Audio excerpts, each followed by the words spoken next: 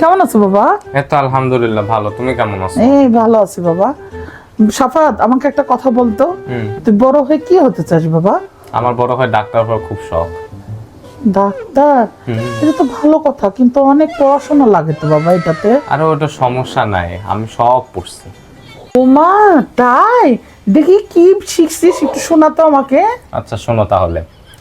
I am sorry, আপনার রোগীকে বাঁচানো গেল না, আধা ঘন্টা আগে নিয়ে আসলে বাঁচানো যেত। ওমা,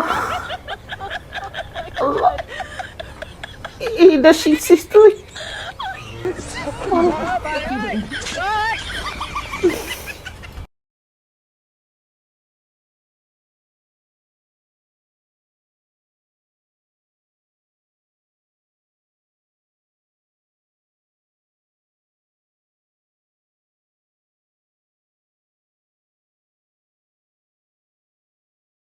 কি hore